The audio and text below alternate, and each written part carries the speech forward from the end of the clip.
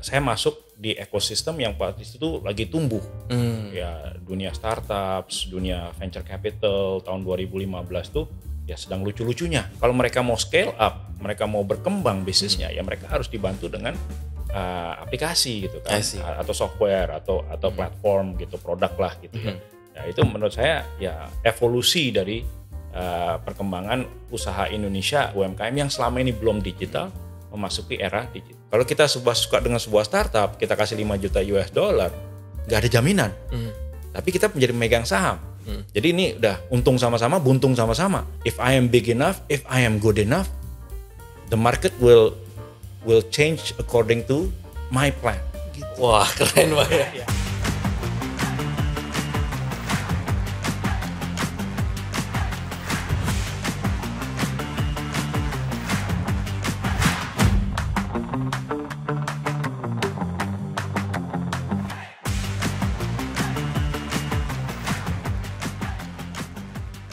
Halo teman-teman semuanya, welcome to Power Your Growth Podcast. Di sini kita akan bahas terkait personal and business growth dan kali ini kita akan fokus untuk bahas the very current state of Indonesian startup gitu ya. Dan saat ini kita udah ditemani oleh Pak Edi Danusaputro. Welcome Pak Edi. Terima kasih Ricky. Salam sehat, salam semangat untuk semua yang lagi menyimak ya. Ya, thank you Pak Edi sudah menyempatkan waktunya untuk hadir ke podcast kita dan it's an honor juga Pak bisa punya kesempatan untuk ngobrol dengan Pak Edi ya. Dan seperti yang kita tahu nih Pak, kita kan sekarang akan bahas terkait the very current state of Indonesian startup ya Pak ya. Dan karena Bapak Edi juga udah lama gitu berkecimpung di dunia ini. Nah, cuman sebelum kita masuk ke sana nih Pak, boleh cerita dulu nggak Pak ya? Gimana sih ceritanya Pak Edi nih bisa dari pertama kali banget gitu bisa masuk ke dunia venture capital di Indonesia Pak? Silakan Pak Edi. Oke, makasih. Ini agak susah nih saya mulai dari mana. Karena saya hari ini kalau boleh saya pakai beberapa topi ya. Oke. Nah, topi pertama tentunya saya saat ini adalah CEO di BNI Ventures. Ini adalah corporate venture capital, anak perusahaan Bank BNI yang memang tugas kita adalah invest ke startups. Oke. Nah, saya pakai topi kedua yaitu saya kebetulan ketua umum di Amvesindo, yaitu adalah Asosiasi Modal Ventura untuk Startups Indonesia. Oke. Ini asosiasi yang membawahi semua modal venture capital ya, yang memang tugasnya adalah fokus ke invest ke startups. Ya, yang under Indonesia Pak ya. Yang di bawah Indonesia, yang berizin dari OJK juga. Ya. Saat ini ada berapa anggotanya Pak? Lebih dari 100 total. Lebih dari 100. Oh, I see. Itu termasuk angel investor kah atau gimana? Angel investor boleh, tapi nggak wajib ikut kita. Oh, oke. Okay. Memang ada beberapa. Jadi ada korporasi juga. I see. Kalau misalnya ada angel investor ingin bergabung berarti diperbolehkan berarti Pak ya? Boleh. I see, oke. Terus saya juga pakai topi, ya kebetulan saya dosen di Binus Business School dan saya mengajar ya topik ini. Startups, private equity dan valuation. Okay. Ya, mungkin topi saya yang terakhir ya saya penggiat dan hobiis main basket ya. Oh, sampai sekarang Pak ya? Sampai sekarang. Wah, bugar jadi ya. Ya. Nah, cerita awalnya saya dulu lama kerja di Singapura. Oke. Saya S1 di Jogja. Saya kerja di Jakarta, ambil S2 ke Amerika, saya pernah kerja di Wall Street, dipindah ke di Wall Street Pak pernah ya?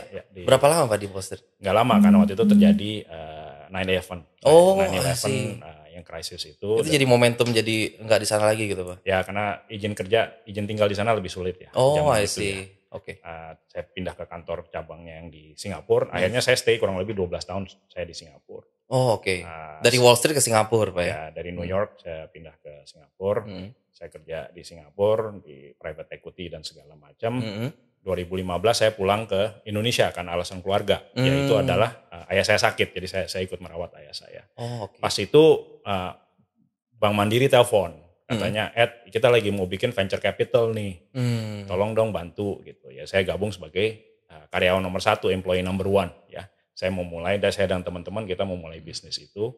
Dan kita waktu saya masih di Mandiri Capital, karena total saya 6 tahun di sana, kita invest ke total 22 startups. 22 startup ketika di Mandiri Capital ya, Pak ya? Selama 6 tahun saya invest di sana. Berarti hitungannya Bapak foundernya Mandiri Capital Pak ya? Ya, bisa dibilang begitu ya. Waktu itu berapa orang Pak yang jadi founding membersnya itu? 1, 2, 3, sama saya 5.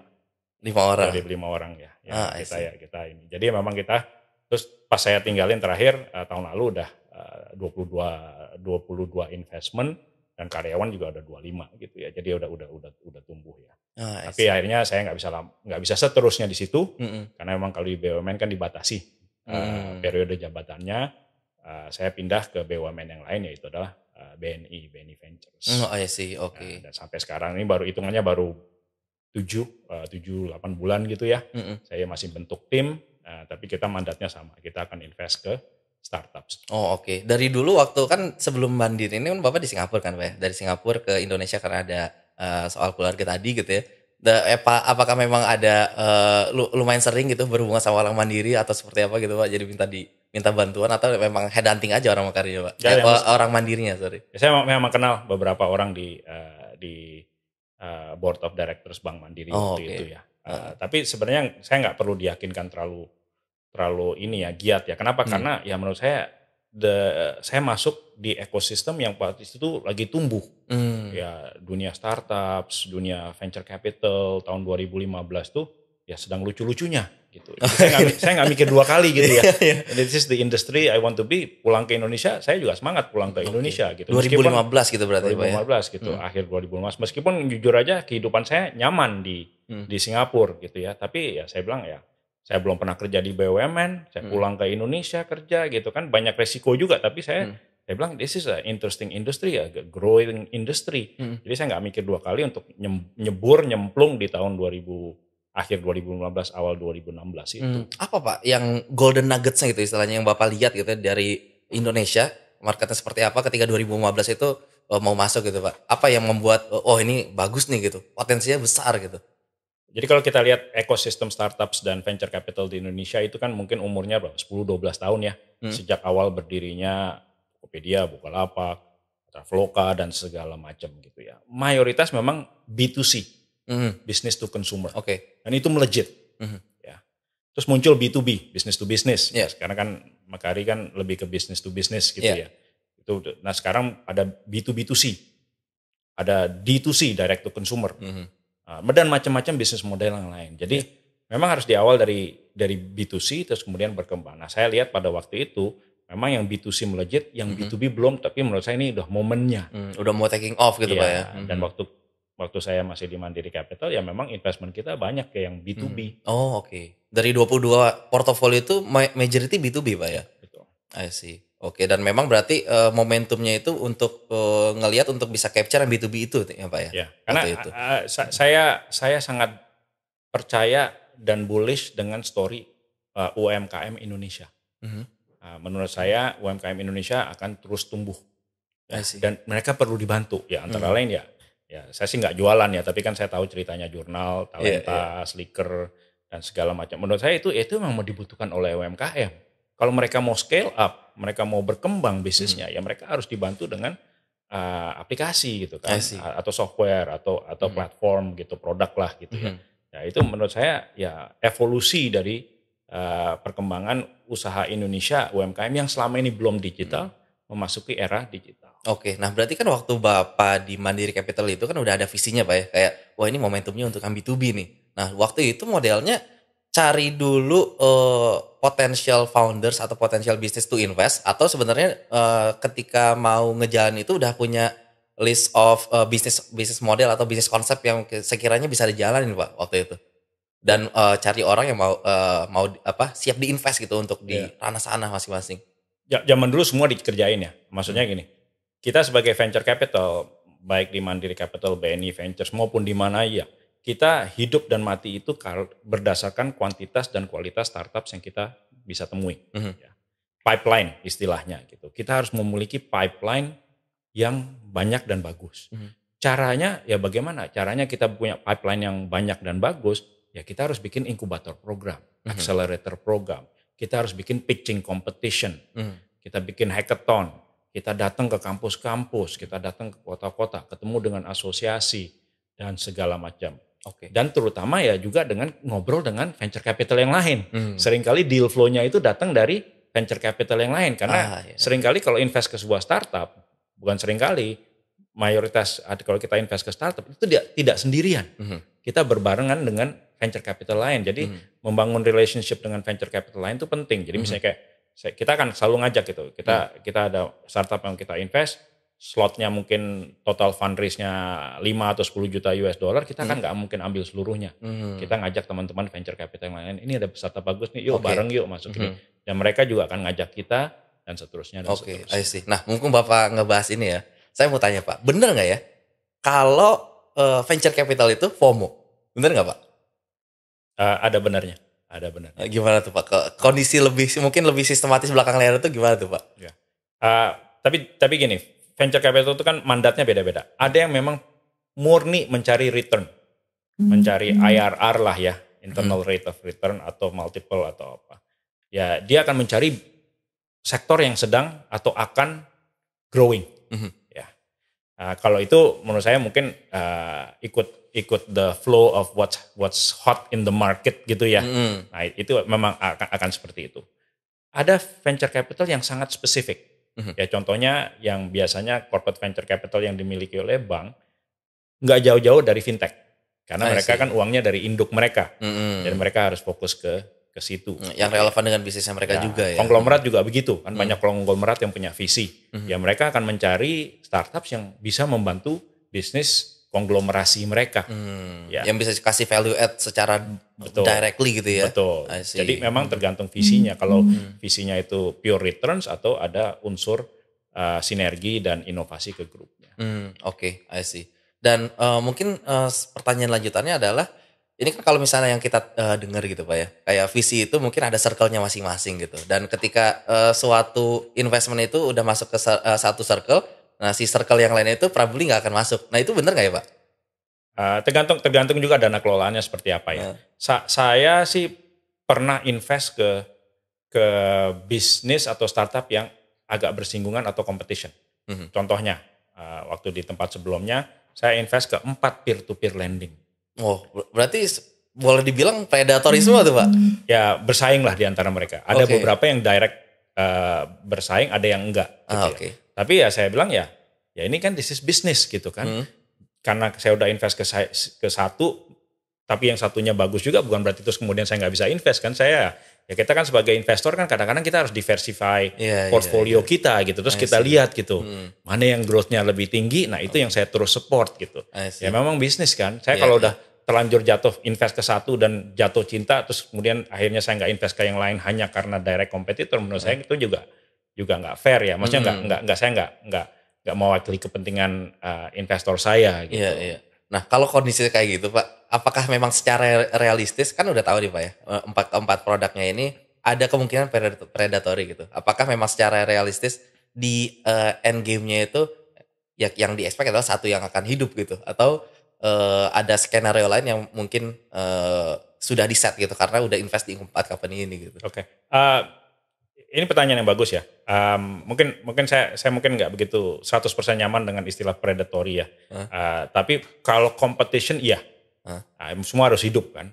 Dan saya nggak tahu Ricky percaya apa enggak. Saya sebagai dosen, saya melihat fenomena yang terjadi adalah konsep one winner takes all. Nah, contoh ya, search engine. Ricky pakai apa? Saya pakai Google, ya. Sama TikTok sekarang Pak ya. Ya. Nah, tapi dulu ya awal mid 2000 dan segala macam, yang namanya search engine itu banyak. Ada Google, ada AltaVista, ada Yahoo, ada ini dan segala macam. Yang bertahan hanya Google. Iya. Di Amerika, e-commerce banyak dulu. Sekarang yang bertahan hanya Amazon. Iya. Di China B2B, marketplace dan segala macam dulu banyak, sekarang yang bertahan ya bukan bertahan, yang paling besar adalah Alibaba gitu ya. I see. Dulu di Indonesia mungkin ride hailing banyak, sekarang yang bertahan mungkin ya hanya Grab sama Gojek gitu kan. Uber aja lempar handuk di Indonesia gitu kan. Benar. Jadi memang this concept of one winner takes all atau two winner takes all itu udah kejadi dan mungkin akan terus terjadi di ekosistem Indonesia. Ya, kembali ke pertanyaan yang tadi, apakah semua peer-to-peer lending, apakah semua marketplace Indonesia akan bertahan? Menurut saya enggak. Dan udah terbukti kan, berapa startup marketplace yang sudah berhenti bisnis gitu ya, mulai dari Belanja, JD, ada yang lain lah gitu ya, ya akan mengerucut, akan mengecil. Peer-to-peer lending mungkin menurut saya juga sama gitu, nggak kan ada 100 lebih gitu ya. Nggak semuanya akan pertama mungkin akan konsolidasi dan itu mungkin menurut saya sehat. Kenapa? Udah bukan lagi zamannya kita memikirkan kuantitas, banyaknya startup tapi kualitas. Lebih sedikit tapi sehat, profitable. Nah, itu yang kita cari. I see. Oke. Nah, kalau misalnya jadi kan kalau begitu ya sebenarnya si kompetisinya ini juga kan istilahnya memicu inovasi dari semua company-nya itu bisa lebih inovatif gitu Pak ya. Jadi bergeraknya juga bisa lebih cepat gitu kan Pak ya, dan dipaksa untuk mengeluarkan their all gitu Pak ya, supaya bisa survive dan bisa jadi market leader gitu kan Pak ya. Nah, dari situ mungkin yang saya mau tanya, menurut Pak Edi nih ya, di Indonesia ini the very current state of Indonesian startup itu kayak gimana Pak landscape-nya, khususnya di 2023 ini? Ya, fundraising akan lebih menantang karena investors lebih selektif. Investors yang mungkin 5-10 tahun yang lalu kita tuh jor-joran, spray and pray lah istilah kita kan, spray and pray ya, itu udah invest banyak-banyak aja gitu kan. Sekarang udah nggak bisa, investor udah lebih selektif. Artinya bagi startups mereka lebih menantang bagi mereka untuk mendapatkan pembiayaan atau fundingnya. Lebih selektifnya itu karena apa Pak? Maksudnya kayak kenapa nggak lebih selektif dari 3 tahun lalu gitu misal? Karena ya macam-macam ya faktor kan, pandemi, pelemahan ekonomi, cost of capital naik, karena suku bunga naik kan berarti kan cost of capital naik. Jadi ekspektasi kita untuk return juga lebih tinggi. Oleh sebab itu kita lebih selektif ke startups. Tidak lagi kita melihat semua startups yang penting growth-nya bagus. Kita sekarang udah melihat tidak hanya growth, yaitu adalah revenue, tapi juga bottom line. Bisa profit nggak sih? Atau setidaknya ada path to profitability dalam arti beberapa tahun berapa akan profit.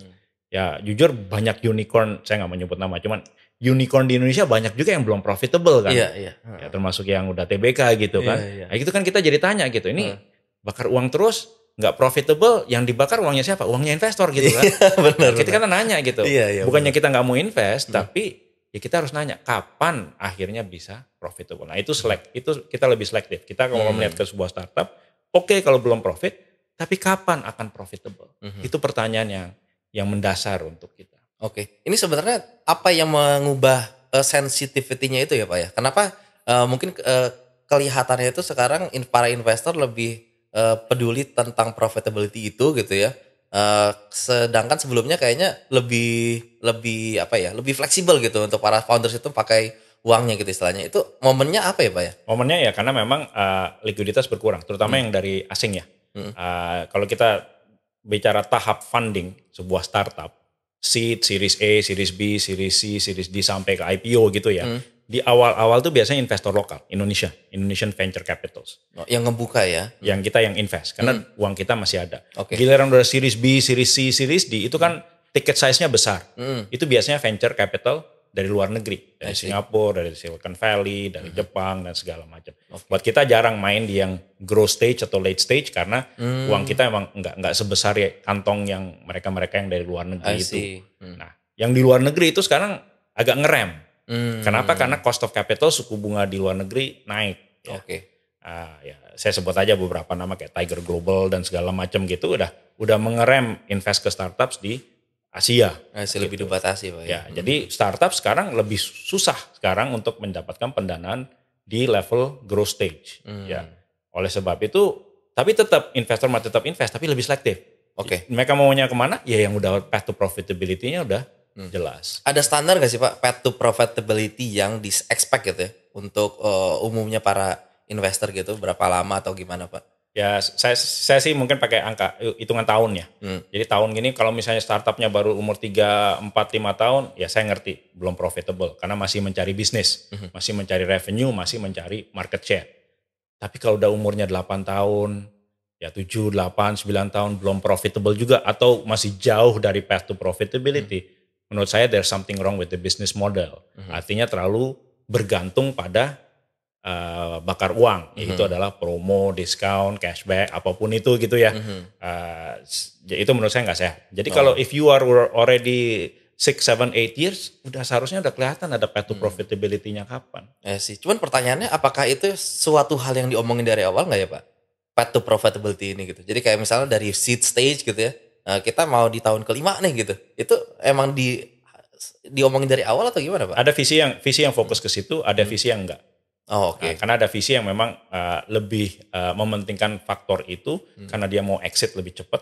Ada visi yang memang time horizonnya 10 tahun misalnya.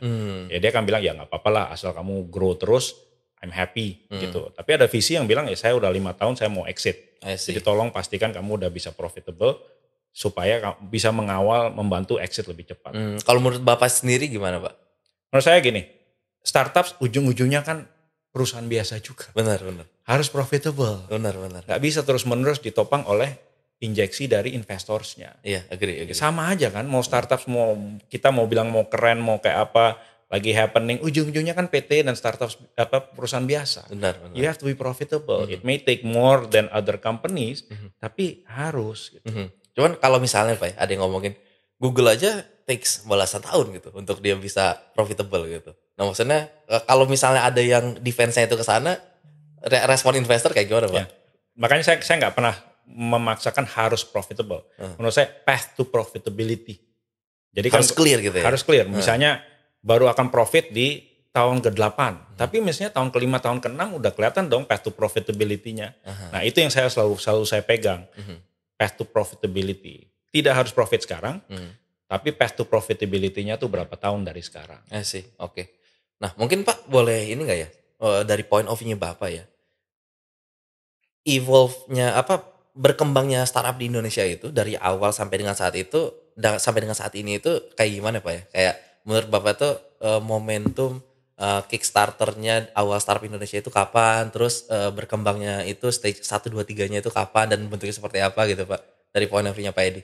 Ya memang di awal startup di Indonesia lebih banyak main di B2C, karena kan kita marketnya besar ya, 270 juta penduduk, kota besar banyak dan segala macam gitu ya kan. Indonesia pada dasarnya senang spending kan, senang belanja gitu ya. Jadi awalnya memang dipicu oleh B2C. B2C masalahnya bakar uang. Oke. Tapi saya sebagai akademisi juga ya, sebagai topi dosen saya sebentar ya, saya oke dengan bakar uang. Asal tujuannya jelas. Mencari market share atau yang paling sering terjadi adalah membunuh pesaingnya. Gitu. For me that's acceptable. Asal nggak dilakukan terus-menerus, tapi ada tujuan yang jelas. Pak, kita mau melakukan promo gitu ya selama sekian lama. Kenapa? Ya supaya dapat customer traction dan supaya mudah-mudahan nanti pesaing kita lempar handuk gitu. Dan itu udah terjadi. Ya kalau saya boleh share cerita sedikit ya.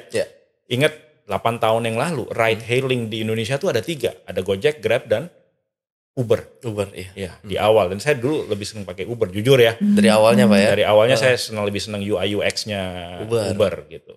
Tapi Uber karena dia tidak berani atau tidak bisa bakar uang, promo, cashback, diskon, ya dia nggak mau subsidi harganya, dia kalah. Dia akhirnya lempar handuk. Jadi dia kalahnya itu karena kalah di sana Pak ya, bukan karena kalah produknya nggak bisa localize ya Pak ya? Seringkali banyak yang kalah startup itu karena dana untuk mereka promo itu nggak bisa bersaing dengan kompetitornya. Padahal seringkali orang Indonesia gitu ya. Orang Indonesia jujur price sensitivity-nya tuh tinggi. Iya benar. Kita nggak peduli UI UX-nya bagus, customer service-nya bagus apa jelek gitu kan. Yang penting kalau udah promo itu yang dipilih. Emang nggak ada loyalty. Ya? Saya contoh ya. Saya udah jarang sekali ke mall beli sepatu basket ya. Saya kan senang beli sepatu sneakers ya. Saya udah jarang ke mall. Kenapa? Karena saya udah tahu ukuran saya. Kalau merek ini saya 10,5 gitu. Kalau merek ini saya 11 misalnya. Saya beli online aja. Ya kan udah berapa banyak apps marketplace kan. Terus saya belinya yang mana? Saya nggak ada loyalty. Saya shop around, saya 3-3-nya, 4-4-nya saya yang mana yang paling cari, bagus, yang paling murah. Yang paling murah itu yang saya pilih. Iya benar sih Pak, benar. Ya, memang kenyataannya kan begitu. Iya. Banyak di tim saya di kantor saya tanya kamu pulang mau naik apa? Ya, saya sebut merek ya. Kamu pulang naik apa? Grab atau Gojek? Belum tahu Pak Edi. Saya cek dulu harganya berapa. Ya dia akan compare kan. Benar. Ya beda 5.000, 10.000 ya dia akan pilih ke situ kan. Benar. Emang kenyataannya begitu kan. Istri saya kalau weekend beli teh boba gitu, dia akan nanya dulu gitu kan. Ada promo apa? gitu. Karena istri saya udah punya tuh semua tuh. Iya, GoPay benar. ada OVO ada, Dana ada, Link aja ada, semua e-wallet ada. Iya benar. Jadi mau bayar pakai apa ya tergantung promonya apa. Promonya benar Pak ya. Ya, jadi memang orang Indonesia very price sensitive. Iya sih, Nah benar. promo itu kan sebenarnya bakar uang. Hmm. Mensubsidize harga yang tadinya seharusnya harganya 100 biar profit dia menjadikan 80. Kalau dia nggak turunin ke 80 orang ke toko sebelah. Kabur gitu. Nah menurut saya itu bisa dijalankan tapi tidak bisa infinity. Kalau infinity terus melakukan promo, ya kapan profitnya? Iya benar-benar. Nah, jadi menurut saya pelan-pelan yang namanya promo itu harus dikurangin sampai menuju profitability. Berarti bisa dibilang kayak gini nggak Pak ya?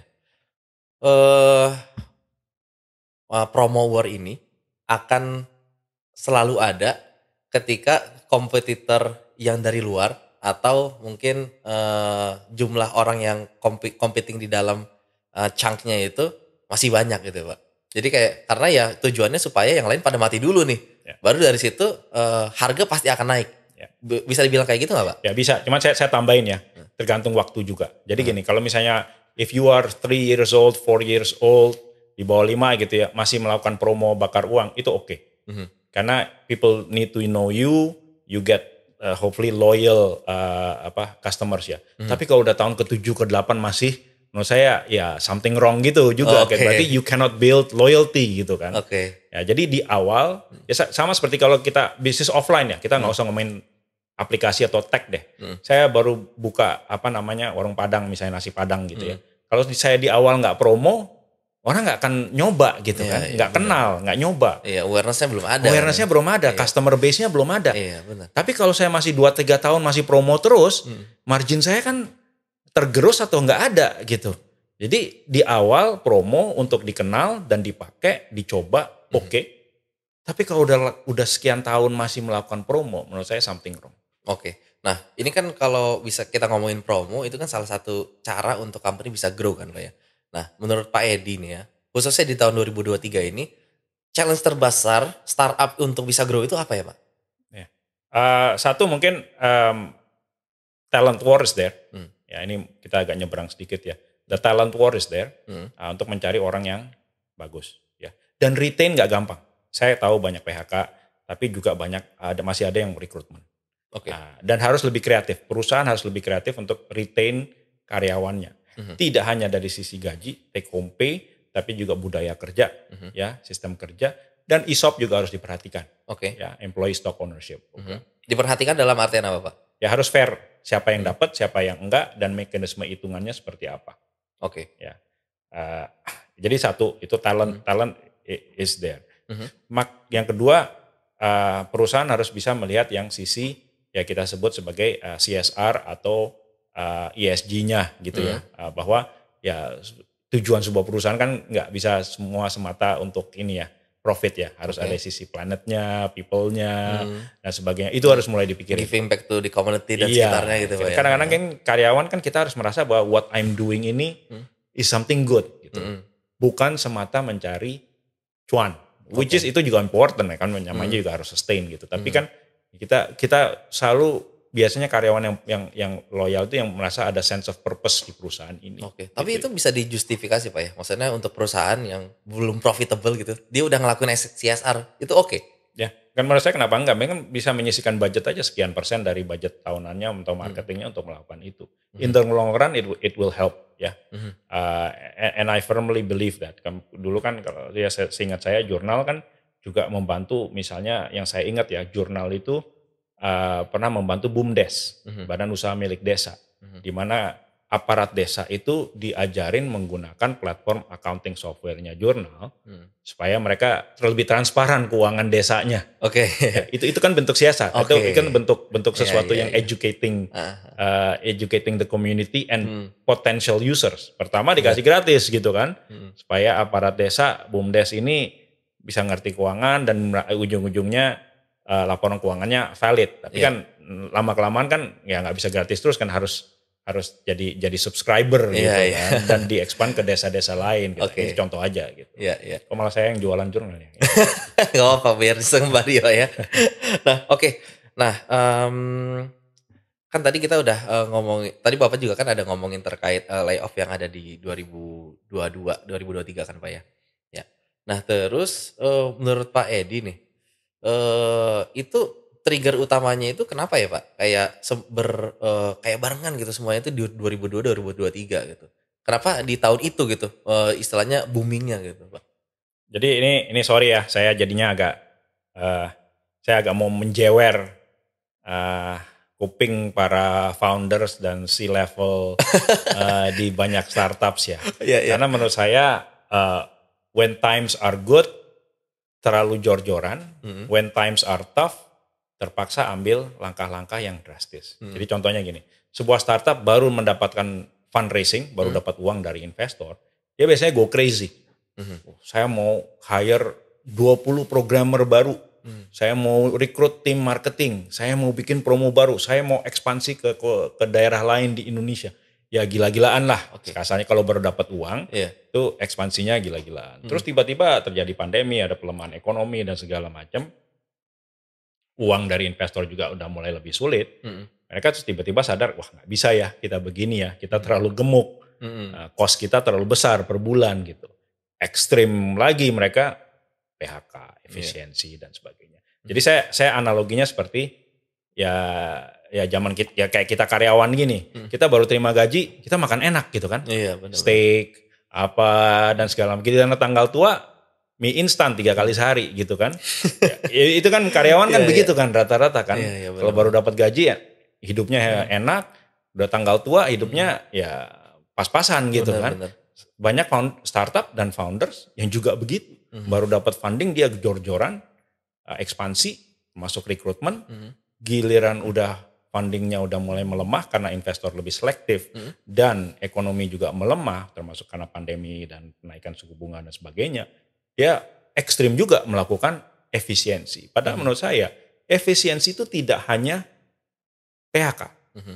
Efisiensi itu kan bisa macam-macam. Bisa mengurangi menutup fitur produk yang nggak profitable, ya, menunda ekspansi ke daerah baru atau ke pasar yang baru, gitu, ya. Ya bisa juga PHK gitu ya, mengurangin karyawan gitu. Tapi kan teman-teman media kan yang diekspos yang bagian ininya gitu kan, yang bagian efisiensi yang lain nggak pernah di cover gitu kan, ya itu teman-teman media ya kita tahu lah gitu ya. Nah menurut saya itu harus lebih disiplin. Jadi tolong ke depan teman-teman founders kalau ada founders C-level yang lagi menyimak ya, ya lebih prudent mengelola uangnya. Kalau lagi banyak duit ya jangan terlalu jor-joran sehingga andai kata udah mulai menipis runway-nya atau pendek runway-nya nggak perlu terlalu drastis melakukan efisiensi. Sih. Tapi sebenarnya Pak ya dari venture capital itu ada nentuin semacam batasan spending rate itu nggak sih Pak? Kayak misalnya dari BNI ngasih berapa gitu Pak ya. Nah dari situ dikasih threshold gitu. Dari masing-masing tahunnya itu kita sarankan segini aja gitu. Thresholdnya biasanya waktu. Jadi kalau sebuah perusahaan itu baru fundraise, dia melakukan series A, series B apapun itu, seharusnya idealnya uang itu cukup untuk 18 bulan atau lebih. Syukur-syukur cukup untuk 2 tahun. Ya. Nah, itu jadi, ketika fundraise Pak ya? Ketika fundraise dan baru dapat uangnya, uang yang dihimpun dari investor tersebut, idealnya cukup bertahan untuk 18 bulan. Oh, I see. Jadi itu sebesar apapun itu ya, investmentnya tinggal gitu dibagi kan. Misalnya dia fundraise 5 juta, ya 5 juta dibagi 18 bulan. Itu kan bulanannya jadi segitu kan. Kalau dia fundraise-nya 10 juta US dollar, ya 10 juta US dollar dibagi 18 bulan. Itu applicable juga untuk series B and up gitu Pak? More or less the same. More or less the same. Ya. Ini rule of thumb aja ya. Ini patokan aja gitu. Could be less, could be more. Tergantung if you are B2C, B2B, seriesnya apa, itu beda-beda. Cuman ini rule of thumb aja bagi most of the startups di Indonesia. If you are doing fundraising, jangan cari dana hanya cukup untuk setahun karena tahun itu cepat. Terus tiba-tiba you have to do fundraising again gitu. Baru selesai fundraising, tahu-tahu udah harus mulai fundraising lagi. Tapi kalau terlalu lama, your fundraising for 3 atau 4 tahun, nggak ada investor yang mau kasih uang untuk 3 atau 4 tahun karena many things can happen in the market in 3 to 4 years. I see. Jadi ya kalau ditanya fundraise-nya cukup untuk berapa lama, ya seharusnya untuk 18 bulan sampai 2 tahun maksimal. Nah ini kan ketika venture capital ngasih modalnya dan di-expect untuk diputerin selama 12 sampai 18 bulan itu kan Pak ya. Kan berarti itu udah ada ekspektasi gitu kan Pak. Nah di ekspektasi setelah di bulan ke-18 dan seterusnya itu kayak gimana sih Pak? Gitu. Oke, mungkin ya bagi yang mungkin belum familiar dengan cara kerja venture capital, kita ini bukan bank, kita tidak kasih kredit atau pinjaman Bukan kepada pinjaman startup. ya. Kita kalau suka dengan sebuah startup, kita akan beli sahamnya Oke. melalui penerbitan saham baru. Jadi kalau saya dan teman-teman di BNI Ventures, kita suka dengan sebuah startup dan kita ada dana 5 juta US dollar, kita bukan kasih pinjaman 5 juta US dollar, tapi kita akan beli sahamnya senilai 5 juta US dollar. Berarti kita jadi pemegang saham di situ. Kita pegang lembar sahamnya gitu ya, banyak lembar sahamnya. Ya, nggak ada jaminan. Kalau kredit kan ada jaminan gitu kan. Kayak kita kredit motor, kalau macet yang disita apa? Ya motornya gitu kan. Kita ambil KPR dari bank gitu kan. Jaminannya apa? Ya rumah itu. Kalau kita nunggak atau kita macet, ya rumah itu kan yang disita gitu. Benar. Ini kan enggak gitu kan. Kalau kita suka dengan sebuah startup, kita kasih 5 juta US dollar, nggak ada jaminan. Tapi kita menjadi pemegang saham. Jadi ini udah untung sama-sama, buntung sama-sama. Kalau startupnya tutup, hilang semua kita. Tapi kalau startupnya sukses, nilai price per share-nya itu kan naik. Nilai lembar saham yang kita awal invest itu 18 bulan kemudian atau 2 tahun kemudian, itu yang kita harapkan. Kita harapkan 18 bulan atau 24 bulan berikutnya, price per share atau nilai per lembar sahamnya itu udah naik. Nah, itu kita untung. Dan ketika berarti itu ketika price per share itu udah naik, ketika fundraise lagi, apakah si previous investornya itu dapat uang juga atau belum saat itu dapat ininya? Terserah masing-masing. Ada yang karena udah naik dia bisa jual ke secondary market. Ada yang bilang ya saya tunggu sampai IPO. Pada saat itu IPO ya mestinya kan cost saya rendah, IPO harganya lebih tinggi, saya bisa jual di pasar modal berapa tahun ke depan, saya cuan di situ juga. Jadi setiap cycle itu belum tentu pasti dilepas kan Pak ya? Berarti ya? Biasanya kita nunggu 3 atau 4 cycle baru dilepas. I see, 3-4 cycle. Nah pertanyaannya Pak, kan kalau misalnya model yang di Indonesia itu ya khususnya kayak yang tadi Bapak cerita kan Pak ya, modelnya beli saham, habis itu ya jadi ada kepemilikan kan Pak ya. Nah cuman kan kalau yang di US gitu Kak, khususnya kalau misalnya mungkin teman-teman juga suka lihat ada Shark Tank gitu kan ya. Nah, kan ada modelnya kan pinjaman, dari pinjaman juga mereka dapat juga Pak ininya, si share-nya. Kenapa nggak modelnya kayak gitu ya Pak? Ada, bisa, namanya convertible. Jadi pinjaman dulu, tapi bisa di-convert menjadi saham. Jadi namanya convertible note atau convertible bond. Ada juga melakukan, kita juga pernah melakukan, saya pernah melakukan. Ada juga ya Pak ya? Ada melakukan gitu. Dan convertible pun ada 2, ada yang mandatory conversion, yaitu adalah wajib dikonversi. Pinjaman wajib dikonversi menjadi saham, ada yang optional conversion. Jadi saya kasih pinjaman dulu, kalau saya suka dengan bisnisnya setahun dari sekarang, saya akan convert menjadi saham. Atau kalau saya nggak suka, ya saya minta uang saya balik gitu ya. Nah seringkali startupnya lebih suka equity. Kenapa? Karena ya dia udah terima uangnya langsung, dia nggak ada kewajiban untuk mengembalikan setahun atau 18 bulan dari sekarang gitu ya. Kalau misalnya jadi convertible dan itu tidak mandatory conversion, ya belum tentu dia ada uangnya 18 bulan dari sekarang untuk melunasin gitu kan. Nah itu biasanya nego. Jadi kadang-kadang tidak selalu venture capital yang dictate the terms, itu pasti nego dan ngobrol sama startup. I see. Cuman kalau dari sisinya venture capital, bukankah itu hal yang paling preferable ya Pak ya untuk venture capital atau enggak juga sebenarnya? Yes and no, tergantung termsnya. Seringkali karena convertible itu harganya pas waktu di convert udah naik. Price per share-nya. Jadi sama startupnya selalu dibilang, Pak Edi kalau mau masuk ke kita sekarang pure equity saham harganya misalnya Rp1.000.000 per lembar saham. Tapi kalau ini bentuknya convertible kan udah dapat kupon juga tapi di convertnya 18 bulan dari sekarang, harganya udah bukan 1 juta per lembar saham gitu. Ada trade off-nya gitu. Iya. I see, Dan dari menurut Pak Edi sendiri yang lebih preferable untuk dilakukan oleh Indonesian venture capitalist adalah yang mana Pak? Lebih suka pure equity. Pure equity. I see. Nah, kalau dari menurut Pak Edi sendiri Pak ya, di Indonesian di landscape Indonesia sendiri khususnya gitu ya. Ranah industri yang mana yang lagi seksi banget saat ini untuk tech gitu ya? Apakah yang F&B atau financial services atau mana Pak? Ya. Ada beberapa sektor ya yang sekarang lagi diminati, antara lain contohnya agritech, ya, pertanian, peternakan, perikanan gitu ya. Karena problemnya besar dan opportunity-nya juga luas, dan terjadinya tidak hanya di kota besar tapi sampai ke rural area juga gitu ya. Jadi that's growing. A lot of VCs are looking into energy tech yang berhubungan dengan batteries, Solar solar panel. panels dan segala macam kan gitu ya. Banyak juga yang lagi ngelihat waste management ya, karena problemnya juga besar dan sebagainya ya.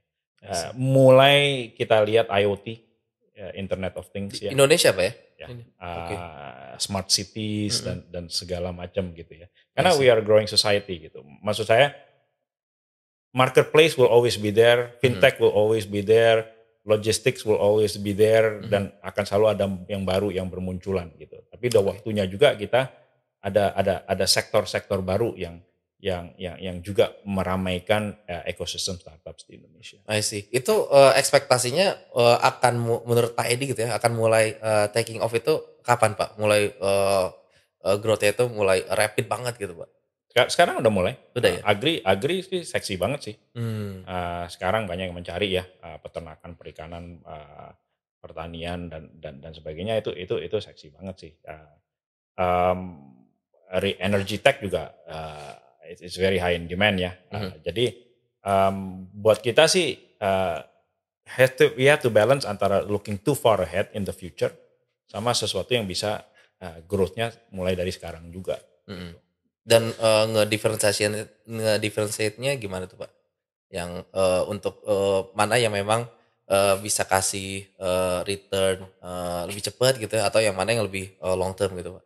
Ya kita harus lihat unit economics-nya ya, scalability, expansion rate, dan segala macam. Memang semua startup tuh punya unit economics yang berbeda-beda gitu ya. Kayak Mekari kan mungkin unit economics-nya adalah annual gitu ya. Annual recurring revenue, churn-nya berapa, LTV dibanding CAC gitu kan. Ini kan ya standar gitu ya. Nah, tapi kalau kita udah bicara agritech atau food tech gitu, mungkin unit economics-nya beda gitu. Kita bicara marketplace, mungkin udah lihat hitungannya unit economics-nya mungkin GMV, GTV sama take rate gitu, pada commission rate gitu kan. Ada beda lagi gitu. Jadi memang agak sulit untuk menggeneralisasi semua sektor itu unit economics-nya pasti beda-beda gitu. Tapi itu tugas kita venture capital untuk mendalami. Nah, kalau misalnya saya tanyanya ya Pak, 5 tahun dari sekarang di Indonesia yang akan paling bersinar itu sektor apa Pak untuk tech menurut Bapak? Menurut saya the sectors ya tergantung the problems di Indonesia apa. Startup yang bagus kan solving problems yang besar gitu kan. Kenapa dulu Gojek berdiri ya karena problemnya saat itu adalah ya macet, dan ini masih ada gitu kan, masih ongoing gitu kan. Kenapa fintech, lending, payments 5, 7, 8 tahun yang lalu mulai bersinar, kenapa? Karena ya banyak orang Indonesia butuh payments, butuh lending, butuh pinjaman dan sebagainya. Ya kita harus melihat 5 tahun ke depan masyarakat Indonesia akan butuh apa. Gitu ya. Ya menurut saya nggak akan jauh-jauh, tetap juga yang itu semua yang saya sebut. Tapi kan udah mulai lihat ketahanan pangan ya. Udah mulai lihat new cities, city solutions dan sebagainya. Dan mungkin bagi orang Indonesia kita juga harus melihat apa yang dibutuhkan oleh teman-teman yang di kota yang tier 2, tier 3 dan pedesaan. Kadang-kadang kita yang tinggal di Jakarta, Bandung, Surabaya gitu kan, kadang-kadang kita melihat problem kita tuh kacamatanya kacamata orang kota gitu kan. Padahal the real growth itu sebenarnya adalah di tier 2, tier 3 cities maupun di desa. Nah, ini yang mulai venture capital ini kita mulai mencari yang dan tidak hanya di Pulau Jawa gitu. Banyak problems dan mungkin masalahnya populasi startups di Sulawesi, Sumatera dan Indonesia bagian timur memang belum terlalu banyak. Kita harus akui itu. Nah, itu butuh waktu. Jadi kalau saya disuruh ditanya dan melihat 5 tahun ke depan, saya akan mulai mencari investment di luar kota besar. I see. Kalau misalnya tadi kan Bapak bilang mau mencari investment di luar kota besar. Secara realistis nih Pak ya, apakah yang akan terjadi itu orang yang lokal di sana yang bisa dapat investment, atau orang yang ada di Jakarta dan sekitarnya ini yang akan advancing ke sana, Pak? Dua-duanya sih. Cuman kalau saya lebih suka yang mana, saya lebih suka yang putra daerah sih. Oke. Putra atau putri daerah gitu ya. Karena menurut saya mereka yang menguasai problemnya dan bisa modify solutionnya untuk fit the local problem. I see. Nah, kecuali kalau yang ekspansi dari Jakarta dan kota besar, misalnya mereka ke daerah, ya jangan kacamata kuda dengan hanya menjual produk yang udah jadi gitu ya. Harus bisa modify juga gitu. Localize di sananya. Localize di sananya, termasuk cara jualannya, tidak hanya produknya, cara jualannya. Dan pricingnya, user experience-nya dan sebagainya. Itu harus modifikasi. Jadi the way of the future ke depannya adalah akan lebih banyak modification dan customization. Cuman pertanyaannya Pak ya, kalau misalnya itu kan boleh dibilang Bapak prefer ke arah sana kan Pak ya. Tapi apakah yang Bapak sebutin tadi itu utopis nggak sih Pak? Soalnya kan kita berbicara quality of manpower Pak ya. Maksudnya kita nggak bukan berarti saya bilang yang paling bagus itu ada di Jakarta dan sekitarnya gitu. Nah, tapi secara kalau misalnya kita ngelihat dari market price pun kan Pak, ya ada harga ada barang gitu kan Pak. Memang kelihatannya itu quality talent itu memang ada di Jakarta dan sekitarnya gitu Pak. Nah, menurut Bapak gimana Pak? Ya, itu benar banget. Jadi tidak hanya quality of talent, quantity of talent, tapi juga pasar. Ya, saya baru pulang dari Makassar, saya ngobrol dengan komunitas startups di sana, dibantu oleh Universitas Hasanuddin dan juga OJK setempat. Ya, saya kumpulin itu startups lokal gitu ya. Mereka bilang ya memang talent is an issue, market is an issue karena marketnya kan jumlah penduduknya atau jumlah perusahaannya tidak sebesar di kota-kota besar. Iya, tapi di sisi lain competition juga berkurang kan. Iya benar. Ya, jadi ya menurut saya ya memang asal bisa profit. Kita mungkin metrik sukses di daerah sama metrik sukses di Jakarta ya kita harus bedakan juga. I see. Gitu. Jadi berbeda. Valuationnya juga kita nggak bisa bandingin. Series A di Jakarta mungkin valuationnya 5 juta, 10 juta US dollar gitu. Series A di luar Jakarta mungkin udah harus lebih kecil gitu. Nggak apa-apa juga gitu kan. Nah, yang saya mungkin PR buat saya dan teman-teman di asosiasi adalah jumlah venture capital di daerah itu memang kurang. Kalau jumlah startup, jumlah talent itu bisa bisa muncul dari ekosistem setempat termasuk universitas, perusahaan dan sebagainya. Tapi kan jumlah venture capital yang ada di daerah memang kurang. Nah, ini PR buat kita dan terutama menurut saya munculnya seharusnya dari angel investor. Oke. Jadi angel investor yang ada di Medan, di Banjarmasin, Balikpapan, nanti di ibu kota yang baru itu harus bermunculan angel investor karena yang akan bisa mendanai atau memodali startup di sana jangan VC dulu, angel investor dulu. Pengusaha setempat mungkin harus disandingin sama HIPMI gitu misalnya gitu ya atau asosiasi pengusaha setempat. Nah, itu baru mereka bisa take off. Venture capital masuknya jangan di awal, masuknya di series A, series B. Oke, nah mungkin bisa ada sepatah dua kata yang mau Bapak sampaikan mungkin Pak untuk para calon angel investor di belahan Indonesia manapun gitu Pak. Nah mungkin ada yang Bapak mau sampaikan nggak?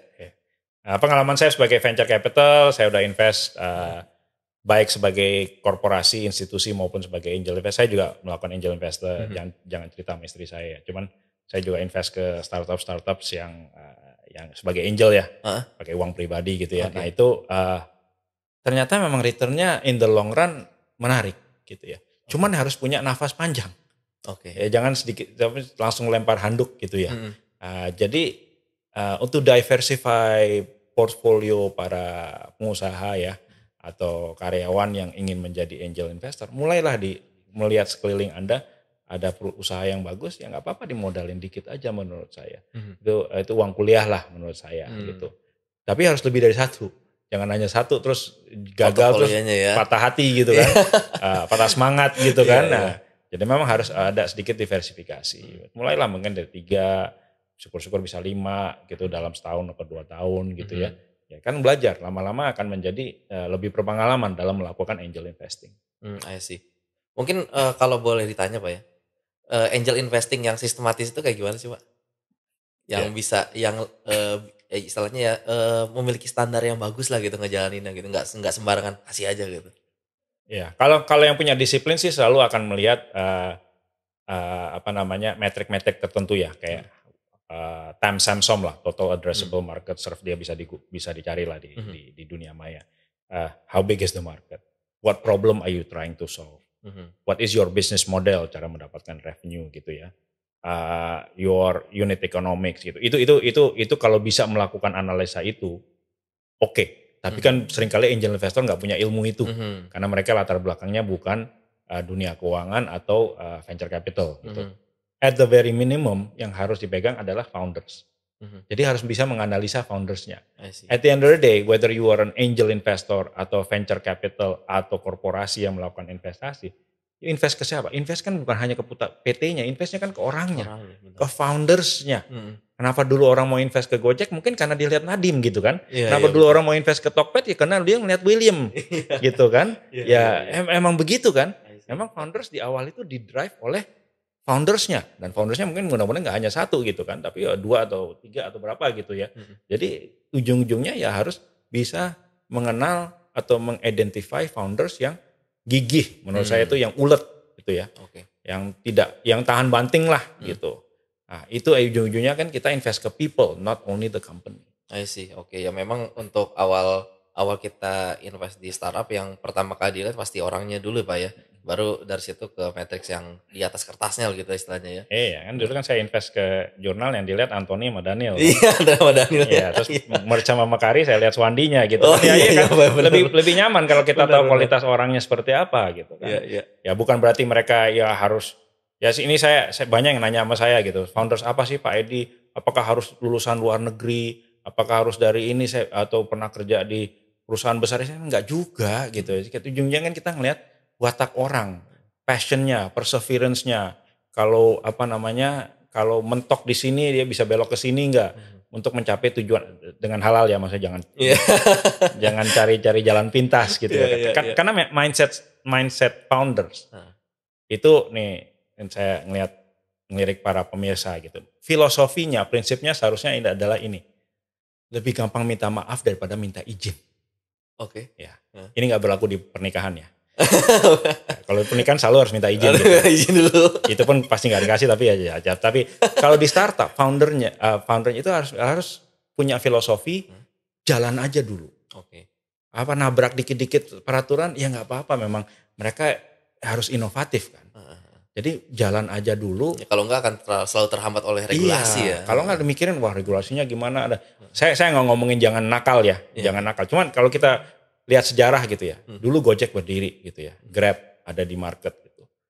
Mereka kan menabrak banyak regulasi kan, sampai diprotes sama Organda Transport apa itu kan ya, sampai di sama bus dan segala macam, taksi kan diprotes kan. Benar. Ya kan? Tapi terus mereka bilang gitu, kalau ingat zaman dulu ya, Gojek sama Grab bilangnya apa? Kita bukan perusahaan transportasi, kita perusahaan aplikasi yang menyediakan aplikasi yang mempertemukan user dengan mitra. Mitra bukan karyawan kita, motor dan mobilnya mitra bukan aset kita. Kita perusahaan aplikasi, kita bukan perusahaan transportasi. Ya. Jadi mereka menabrak dulu, lebih gampang minta maaf daripada minta izin kan. Mereka emang gak minta izin mereka. Mereka emang gak minta izin karena ya luncur aja ke pasar. Saking besarnya mereka, akhirnya peraturan menyesuaikan dengan sama mereka gitu kan. Sampai dibikinlah peraturan terkait ride hailing gitu kan. Tapi kalau di awal mereka udah pikir, wah kita akan menabrak aturan ini, kita akan berhadapan dengan transportasi tradisional, taksi, bis dan segala macam, ojek pangkalan dan segala macam, mereka nggak akan luncur kalau misalnya ada mikirin itu. Bener. Jadi emang harus punya mindset, jadi jalan aja dulu. If I am big enough, if I am good enough, the market will change according to my plan. Gitu. Wah keren Pak ya. Ini cita-cita ya. Bener. Emang harusnya mindsetnya begitu. I see. Ya. Jadi jangan sampai si regulasi ini yang membatasi inovasinya Pak ya. Justru dengan inovasi kita yang harus bisa istilahnya mengubah dunia gitu ya. Iya. Tapi jangan nakal juga ya. Jangan nakal juga. Ada batasannya ya. Iya, maksudnya kalau nggak mau ngikutin regulasi terus uang nasabah atau diselewengkan ya itu kan juga nggak benar. Iya, gitu benar. Ya case by case lah. Tapi jalan aja dulu, innovate aja dulu, disrupt aja dulu. Kalau saya senang dengan kata-kata disruption. Jadi disrupt aja dulu dari ekosistem yang ada, existing business model yang ada, di disrupt aja dulu. I see. Nah mungkin Pak saya mau tanya ini. nggak semua teman-teman penonton ini kan ngerti venture capital itu apa, berjalan seperti apa dan cara kerjanya kayak gimana ke depannya. Kalau misalnya ditanyanya seperti ini, venture capital itu sebenarnya role-nya itu seperti apa Pak ya? Untuk bisa menumbuhkan landscape startup di Indonesia. Itu kayak gimana ya Pak? Ya, yang at the very basic kita menyediakan modal, misalnya kita investasi. Saya kalau dan teman-teman kalau suka dengan sebuah startup, kita beli sahamnya 5%, 10% berapapun itu, uangnya masuk ke perusahaan itu dipakai untuk grow ya, untuk ekspansi. Itu minimum kasih uang. Yang kedua kita kasih advice. Oke. Ya biasanya kita duduk di board of commissioner atau board of observer, kita kasih advice lah. Lebih lagi adalah kita bukakan bisnis. Kita kenalin ke ya kalau kita misalnya di BNI Ventures ya kita kenalin ke business unit di Bank BNI supaya mereka bisa mendapatkan revenue dari business unit tersebut gitu ya. Jadi kita bantu traction atau revenue mereka. Kita juga peranan problem solving, Pak Edi. Misalnya saya ngobrol dengan founder Pak Edi, itu CTO saya baru resign. Tolong dong cariin gitu kan. Ya saya akan cariin gitu kan. Saya akan cariin CTO gitu. Pak Edi kita lagi fundraising, tolong dong bantu karena existing investors diminta bantu jualan fundraising. Ya kita akan lakukan juga gitu. Pak Edi saya lagi mau merancang ESOP saya nih, Employee Stock Ownership Program saya nih. Kayak apa sih biasanya di industri, lazimnya seperti apa, mekanismenya apa. Nih, karena kita punya pengalaman dari berbagai startup yang lain, ya kita akan kasih masukan. Jadi kita menjadi active investors. Jadi nggak sebatas investing ya, tapi boleh dibilang grooming para founders itu dilakukan sama venture capital itu juga ya? Ya. Jadi kalau saya selalu bilangnya kalau kasih kredit aja itu kan kayak pacaran ya. Kasih kredit terus ada jaminan kalau ada masalah, kalau putus gitu kan kita ambil jaminan. Ini kan enggak, kalau di venture capital tuh masuk ke sebuah startup itu udah kayak nikah gitu. Kita udah ke KUA gitu ya. Karena istrinya berarti harus dapat Pak ya. Dapat. Karena kita nggak ada jaminan. Iya. Ya. Saya kalau ke invest ke startupnya Ricky nanti gitu ya siapa tahu ya. Oh amin. Ya. Jangan kalau ada bosnya Ricky yang lagi denger ya sorry ya. Oh iya. Tapi kalau saya nanti Ricky bikin startup terus saya mau invest ke situ, saya kan pegang saham. Misalnya saya pegang 10% dari sahamnya Ricky. Kalau untung ya saya untung sama-sama. Kalau buntung karena nggak ada jaminan uang saya hilang semua kan. Iya benar. Jadi saya harus lebih aktif. Make sure bahwa 10% saya itu tumbuh nilainya. Dengan menjadi active investor, tidak bisa menjadi passive investor. I see, oke. Dan menurut Bapak nih Pak, kan Bapak sebagai ketuanya asosiasi ya. Asosiasi tadi itu kan Pak ya. Nah menurut Bapak untuk para investor di Indonesia sekarang itu sudah menjadi active investor semua kah atau gimana Pak menurut Bapak? Belum ya.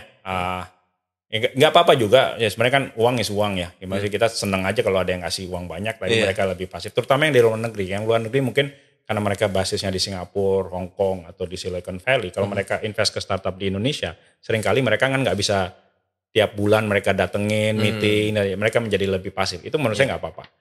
Asal mereka bantu dalam konteks atau dengan cara yang lain ya. Tapi kadang-kadang invest itu kan kita membawa nama gitu ya.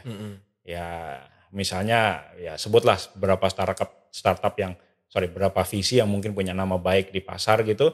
Kalau udah invest ke startupnya kan itu kayak rubber stamp of approval gitu kan. Udah kayak dapat endorsement gitu kan. Jadi kadang-kadang aja itu udah cukup gitu. Maksudnya BNI Ventures yang dimiliki oleh sebuah bank konservatif ini dan segala macam invest ke sebuah startupnya biasanya jualan gitu. Gini-gini kita udah pernah invest loh oleh BUMN ini dan ini, itu kan sign of approval ya, endorsement gitu. Jadi kadang-kadang itu dipakai juga nggak apa-apa. I see, oke. Nah ini mungkin menjadi pertanyaan terakhir Pak ya, sebelum kita tutup episode kali ini. Dari Bapak Edi sendiri ada nggak ya harapan, wishes atau wejangan nih untuk para founders yang ada di Indonesia gitu, supaya bisa survive di 2023 ini atau bahkan bisa grow dengan lebih cepat lagi gitu. Ya. Buat saya startups itu kan dan founders itu seringkali kan mungkin 5, 7, 8 tahun terakhir gitu kan lebih fokusnya ke growth. Nah, sekarang lebih fokusnya ke sustainability.